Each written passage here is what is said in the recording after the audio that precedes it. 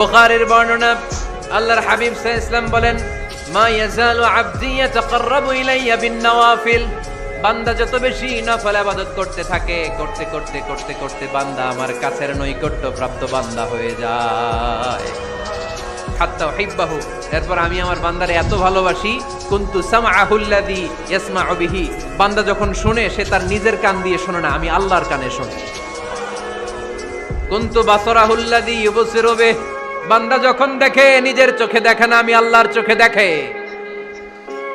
ওয়ায়াদাহুল্লাতী ইয়াবতিশু বিহা। বান্দা যখন কিছু ধরে, বান্দার হাতে ধরে না, আমি আল্লাহর হাতে ধরে।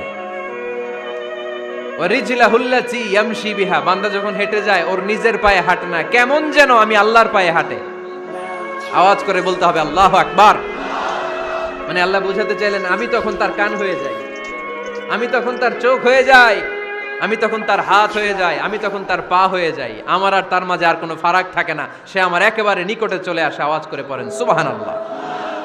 এজন্য বিশ্বনবী সাল্লাল্লাহু আলাইহি ওয়াসাল্লাম বদরের প্রান্তরে তলোয়ার নাই, ঘোড়া নাই, ওট নাই, সৈন্য সামন্ত নাই, না খেয়ে হাড্ডি সারা 313 জন মুসলমান